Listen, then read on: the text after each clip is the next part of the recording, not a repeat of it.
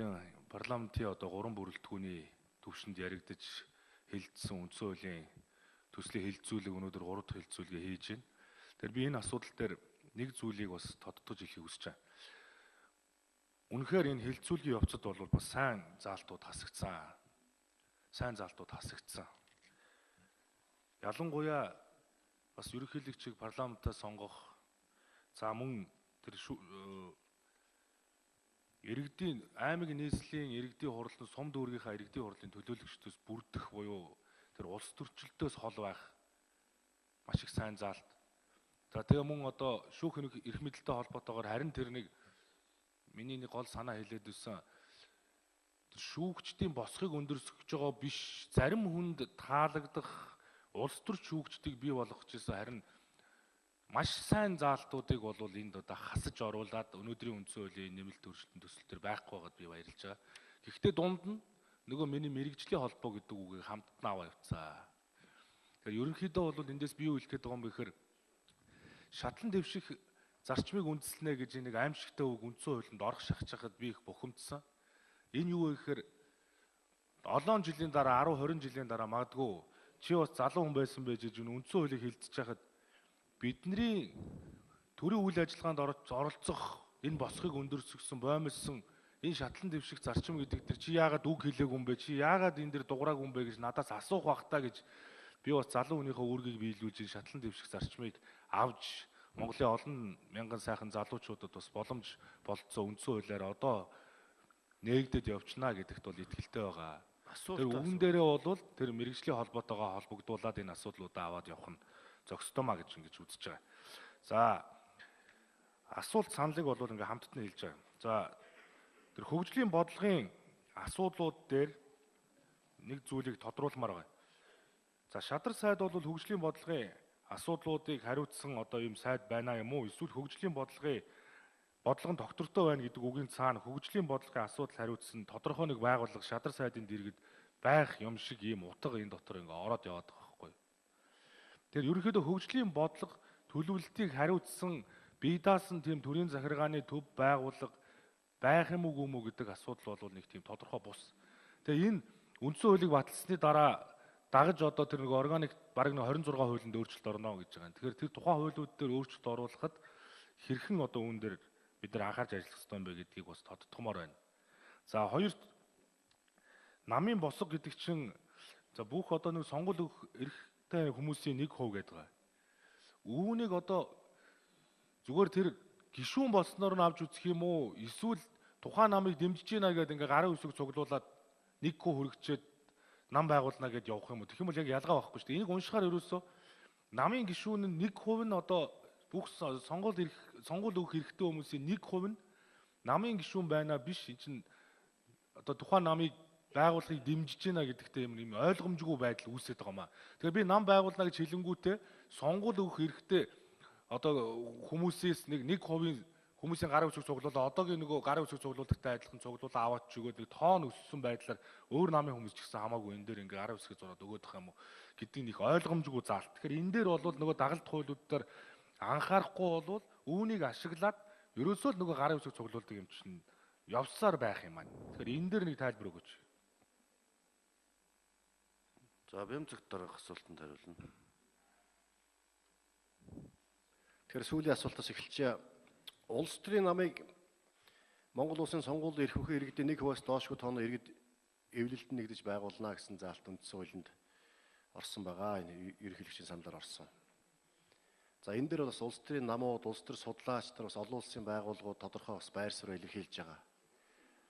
Иргэдийн одоо эвлэлтэнд нэгдэх одоо үндсэн эрх рүү бас халдсан хит одоо өндөр шалгуур болчих вэ гэдэг бас болгоомжлсон үгнүүд хэлж байгаас албан бичих бас бидэнд ирүүлсэн. Тийм болохоор одоо яг үндсэн хуулийн дээр одоо тусгаж байгаа нь ерөнхий агуулгаар тусгаж байгаа. За үндсэн хууль батлагдсны дараа таны бас түрүү хэлж байгаа үндсэн хуулийн нэмэлт өөрчлөлт батлагдсантай холбогдуулан тодорхой хуулиудад одоо шинжилэлт найруулах, өөрчлөх ийм одоо жагсаалт гарна. Энэ жагсаалтын одоо хамгийн тэргүүний ээлжинд бол улс төрийн намын тухай хуулиас орох байхаа. Тэгэхээр улс төрийн намын тухай хууль дээр бас ажлын хэсэг гарцсан ажиллаж байгаа.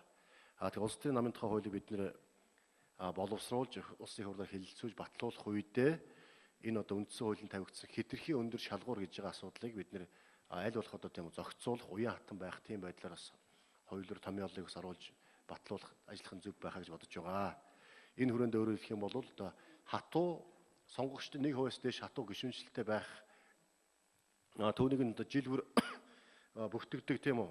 Хүрээгүй байна, хасагдсан байна гэдэг татан болгох гэдэг асуудал ярихгүй байх. Энэ ерөөсөө л анх байгууллагт нь 20 мянгаас дээш гишүүдийн одоо дэмжигч энэ одоо энэ нам байгууллагыг дэмжиж байгаа гэсэн дэмжигч байдлаар бүртгэж байх гэсэн юм уян хатан зохицуултыг бид нас улс төрийн намын тухай хуулинд хийх нь зөв юм болов.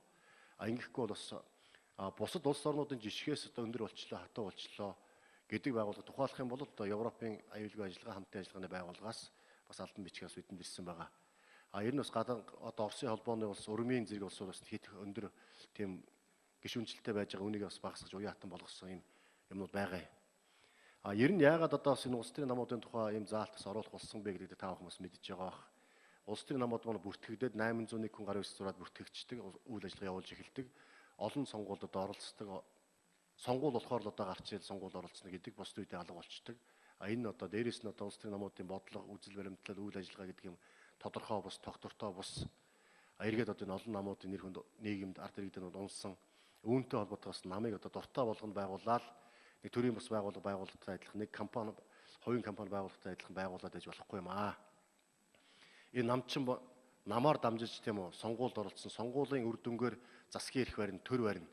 Тэгэх гэж байгаа бол энэ намууд маань өөрийн гэсэн бас бодлоготой, үзэл баримталтай, шалгууртай бас тодорхой төрөөс шаардлага тавьдаг байх нь зөв юмаа гэдэг агуулгаараас орж ирсэн. Энийг бол улс төрийн намын тухай хуулийн үед бас илүү уян хатан болгох нь зөв байхаа гэж бодож байна. За хөгжлийн бодлого төлөвлөлтийн асуудлыг яах ёстой юм бэ гэж. Тэгэхээр хөгжлийн бодлого төлөвлөлт ер нь бол үндсэн хуулийн нэмэлт өөрчлөлт орсны дараа бол тодорхой хуулиуд түрүүн батлагдана. Түрүүн хэлсэн 26 орчим хууль байх нь цааш нэмэгдэх нь. Энэ хуулиуд дээр бас органик хуулиуд буюу одоо энэ хуулиуд дээр бид нар энэ тодорхой үндсэн хуулинд орсон томоохон одоо бодлогын зорилтуудаа хэрхэн яаж хангах юм, биелүүлэх юм. Тухайлах юм бол одоо эдийн засгийн үндсэн хуулийн одоо эдийн засгийн асуудал. Дээрээс нь улс орны төрийн бодлого, энэ хөгжлийн бодлогын асуудал. Энэ асуудлыг шинээр оруулж байгаа учраас үүнтэй холбоотой тодорхой зохицуултыг хийж өгнө. Бид нар бол төрийн санхүү төсвийн хяналтыг хараат бусаар хэрэгжүүлэх байгууллагын бүрэн эрх зохион байгуулалт үйл ажиллагааны журам хуулиар тогтооно гэдэг. Үндсэндээ энэ бол аудитын байгууллага. Одоо манай төрийн аудитын байгууллага байдаг шүү дээ. Энэ байгууллагын үндсэндээ бол ингээ зохион байгуулалт үйл ажиллагааны журам хуулиар тогтооно гэсэн байж байгаа. Яг үүнтэй адилхан хөгжлийн бодлого төлөвлөлтийн асуудал эрхэлсэн төрийн захиргааны төв байгууллага байх юм уу тийм үү одоо. Үүний одоо эрх зохион байгуулалтыг бол хуулиар тогтоож өгнө. Ингэхдээ хөгжлийн бодлого төлөвлөлтийн тухай хуулинд бас тодорхой зохицуултыг орж ирэх байхаа гэж бодож байна. Лавгийн нэлдүүчрэг шүүн асуулт асууна. За үндсэн хуулийн нэмэлт өөрчлөлтийн хэлэлцүүлэг үндсэндээ өнөөдрөөр ингээд шавтарч хууль маань батлагдах баха. Тэгээ энэ хууль бол манай намын мөрийн хөтөлбөр тусгагдсан заавал одоо ард түмнээс хүлээлгэсэн батлах ёстой л одоо ийм хууль. Хэлэлцүүлэг маань одоо бас харьцангуй нэлээд удаан явчлаа. За хэлэлцүүлгийн эхнээс миний хувьд бол нэг хоёр зүйлийг одоо тэр хатуу байр суурьтай байсан юм аа. Нэгдүг нь яг хөглөөрээ энэ үндсэн хуулийн нэмэлт өөрчлөлтийг ард түмний санд асуулгаар заавал оруулах ёстой юм шүү гэдэг асуудал. Тэгэхээр энэ асуудал яг хөглөөр үндсэндээ одоо хэлэлцүүлгийн явцад хасагдлаа, хориг тавигдлаа. Энд бол одоо үнэхээр их харамсч байгаа. Тэгээ энэ явуулахгүй гэсэн шалтгаан нь болохоор хөрөнгө мөнгөний асуудал ярьж байгаа юм. Хөрөнгө мөнгө бол ямарваа нэгэн асуудал байгаагүй боломжтой одоо гарах нөөц бол Монгол улсын засгийн газарт бий. Тэр үтгийг л одоо нэг хэсэг хүмүүс концессийн гэрээгээр ч юм уу янз янзын байдлаар идэж уугаад адаг болдог юм л мөнгө шүү дээ. Тэгээ энэ бол асуудал байгаагүй. Дараагийн нэг зохиомол одоо хүндрэл үүсгэсэн юмны үгээр ирж хүрэхгүй гэдэг асуудал. Монголын ард түмэн бол